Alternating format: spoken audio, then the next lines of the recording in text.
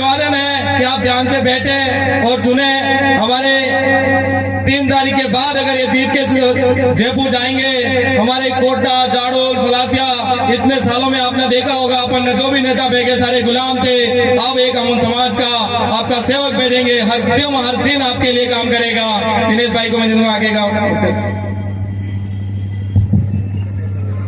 सबसे पहले भाई मंदारे जगदीश जी पांडव को जोहार नमन करता हूं और आप सभी लोग अपना अमूल्य टाइम निकालकर इस अपनी आम सभा में पधारे, इसके लिए आप सभी का मैं हाथ जोड़कर जोहार अभिनंदन करता हूं।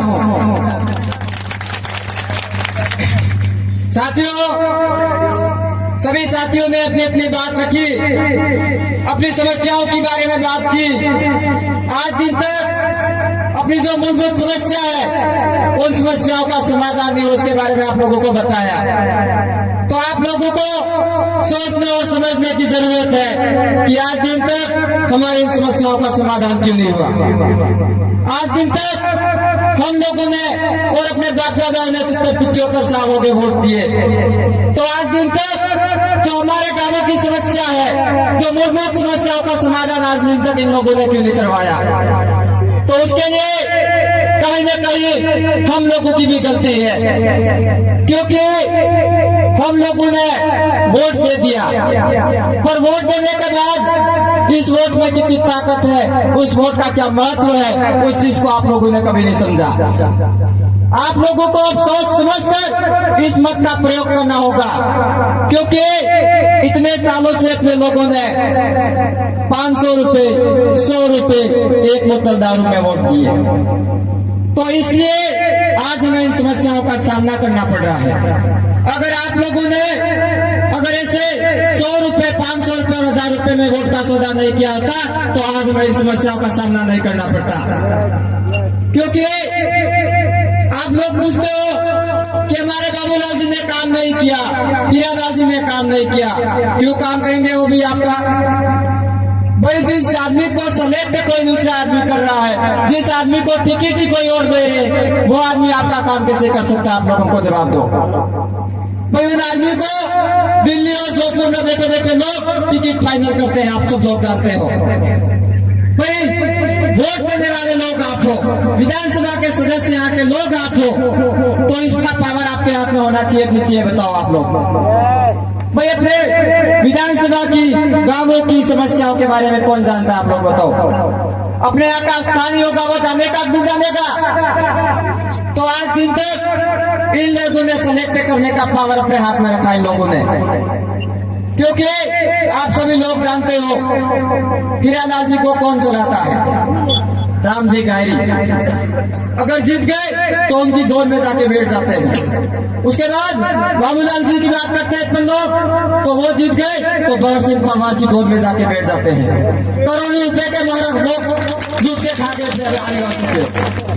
तो इस बार हमारे आदिवासी परिवार ने देखा कि हमारे आदिवासियों के साथ शोषण अत्याचार बहुत ज्यादा हो रहा है, तो इसको किस तरीके से रोका जाए, इसलिए हमारे आदिवासी परिवार ने भारत आदिवासी पार्टी का निर्माण किया। ये भारत आदिवासी पार्टी अपने हक अधिकार की लड़ाई लड़ेगी, क्योंकि आप सभी लोग जानते हो कांग्रेस बीजेपी को कौन चलाता है। ये पहली ऐसी पार्टी है जिसको अपने आदिवासी भाइयों ने बनाई है।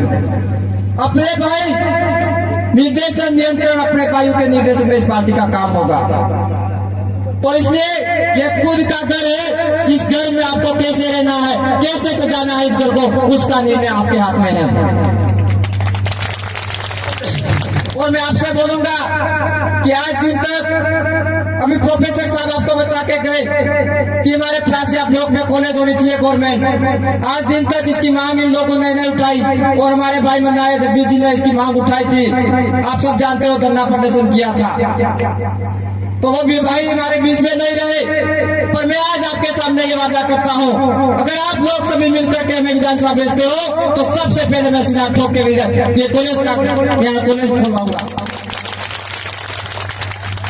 तो आप सभी लोग, हमारा जो निशान है गेड़ी का, और ये जो बॉल दे रखी है गेड़ी के सामने, इस बटन पे अगर वोट दबा के आप लोग हमको विजय बनाते हो और हमें विधानसभा में भेजते हो, तो मैं सबसे पहले अपने इस क्षेत्र की जो मूलभूत समस्या उनको टेबल बजा के विधानसभा में रखूंगा, ये भी आपको वादा करता हूँ।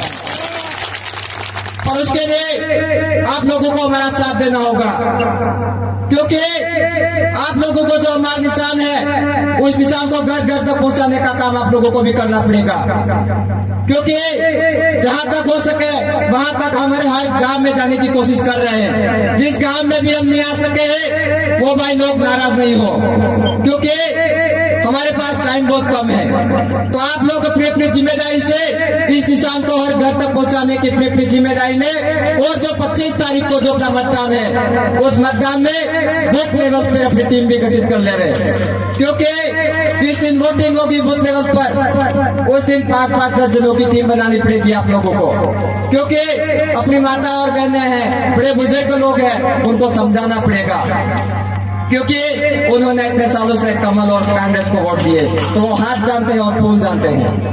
तो अपना निशान नया है, इसलिए अपन लोगों को मेहनत करने की जरूरत है। और आप सभी लोगों से ये भी बोलना चाहूंगा कि कोई लोग हमें बदनाम करने के लिए बोलते हैं कि भारत आदिवासी पार्टी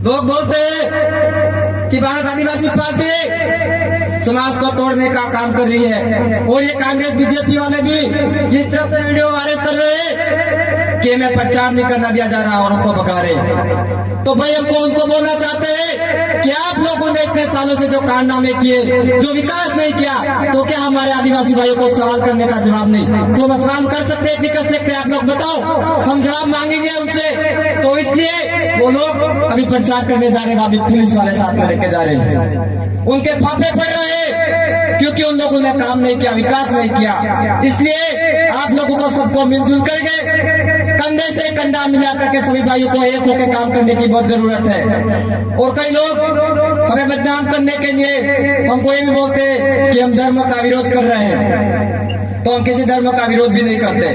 हमारे समाज की आवाज उठा रहे हैं, हमारे समाज को एक करने की आवाज कर रहे हैं हम। और हमारा जो हमारे भारत आदिवासी पार्टी का जो उद्देश्य है वो किसी जाति विशेष के लिए नहीं है। हम सभी समुदाय को साथ में लेकर चलेंगे, ST SC माइनॉरिटी को सभी को साथ में लेकर चलने का काम करेंगे हम, क्योंकि हमें अगर पूरे इस TSP एरिया में काम करना है, पूरे TSP के लिए विकास करना है, तो कहीं ना कहीं हमको सबको मिलकर काम करना होगा। और आप लोग ये भी टेंशन नहीं ले कि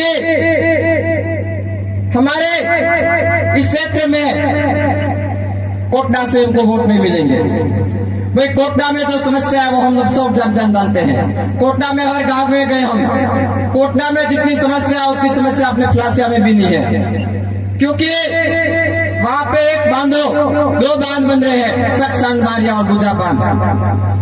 वहां पे 2 ग्राम पंचायत उठ रही है, वहां से 2 ग्राम पंचायत और 23 गांव है। अगर 9 ग्राम पंचायत उठती है तो कितने घर उठेंगे वहां से? आप लोगों को बताओ, कितने घर विस्थापित होंगे? भाई अगर आपको बांध ही बनाने हैं तो आप लोगों को यहाँ का पानी हमारे लोगों को देना चाहिए। तो ऐसा नहीं करके जो बांध बना के पानी भी वो ले जा रहे मारवाड़ में, जोधपुर पानी में, तो हमको लोगों को विस्थापित करके दूसरों को पानी देना कहाँ का विकास है? आप लोग बताओ हमको। इसलिए हमारे आदिवासियों के साथ शोषण अत्याचार होता है, ये लोग नहीं आवाज उठाते हैं। कोई भी किसी भी प्रकार की कोई घटना होती है तो भी ये लोग हमारे समाज के साथ खड़े नहीं रहते हैं, क्योंकि आज हमारे समाज के साथ बहुत बड़ी बड़ी घटना हुई, उस घटनाओं में भी हमारे साथ में कभी ये लोग नहीं खड़े रहे। तो इसलिए आप सभी को मिलकर के इनको सबक सिखाने का और इनको उखाड़ फेंकने का ये मौका दिया है, तो आपको सबको एक होना पड़ेगा। क्योंकि हम तो कांग्रेस और बीजेपी को कमल कांग्रेस बोलते हैं, क्योंकि आप सब जानते हो हमारे फ्लासिया में पंचायती राज चुनाव में इन दोनों ने गठबंधन किया था।